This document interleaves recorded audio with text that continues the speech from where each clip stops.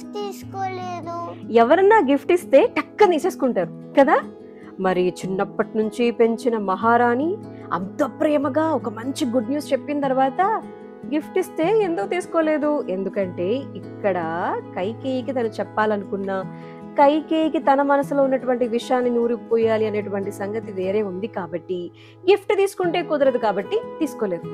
వెంటనే విసిరి కొట్టిందంట గిఫ్ట్ని. కైకేయికి కోపం వచ్చేసిందంట.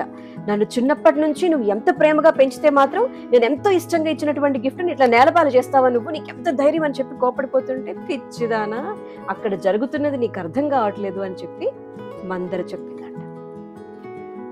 ఆ మాటలు విన్న తర్వాత కైకేయి, నా చిన్నప్పటి నుంచి నా మంచి కోరుకుంది కదా మందర, ఏం చెప్పబోతుందో చూద్దాం విందాం అని చెప్పి ఊరుకుందనమాట. అప్పుడు మందర చెప్తుందంట, ఒకవేళ శ్రీరామచంద్రమూర్తి గనక నెక్స్ట్ యువరాజు అయిపోతే నీ కొడుకు భరతుడు ఎప్పటికీ రాజు కాలేడు అని అన్నాడు.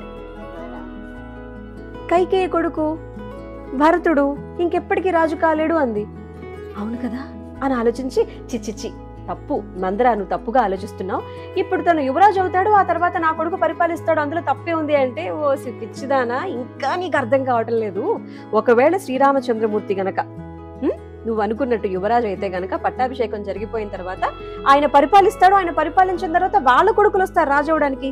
ఇప్పుడు నువ్వు రాజు అయితే నీ పిల్లలేగా రాజులు అవ్వాల్సింది, వేరే వాళ్ళు రారు కదా అన్నట్టుగా చెప్పేసరికి ఆశ్చర్యపోయిందంట. మందర చెప్తుంది నిజమే అని చెప్పి కైకేయి నమ్మేసిందంట.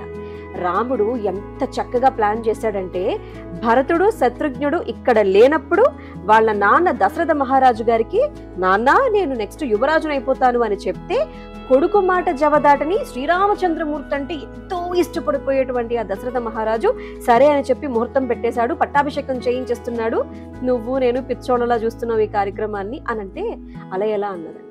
అలా ఎలా ఏంటి? ఇప్పుడు భరతుడు శత్రుఘ్నుడు ఇద్దరు ఊర్లో లేరు, వాళ్ళ మేనమామ ఇంటికి వెళ్ళిపోయారు. పక్కనున్నది ఎవరు? లక్ష్మణుడు ఒక్కడే. లక్ష్మణుడికి శ్రీరామచంద్రమూర్తి ఎంతంటే అంత, ఆయన ఏమంటే అది. ఎందుకంటే రాముడు మాట జవదాటాడు కదా లక్ష్మణుడు, కాబట్టి వాళ్ళిద్దరికి ఇబ్బంది ఏం లేదు. ఇక తండ్రికి కొడుకు అంటే మహాభిమానం కాబట్టి తండ్రి కొడుకు చెప్పినట్టుగా పట్టాభిషేకం చేయించేస్తున్నాడు, ఏర్పాట్లు జరిగిపోతున్నాయి.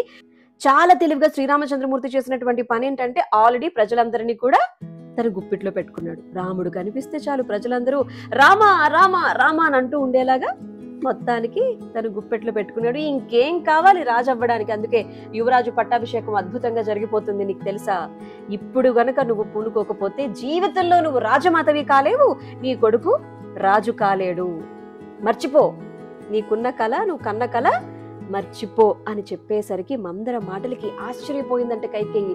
అమ్మో ఇలా అయిపోతే ఇంకేమైపోతాను నేను అనుకుందంట, భయపడిపోయిందంట, బెంగ పెట్టేసుకుందంట.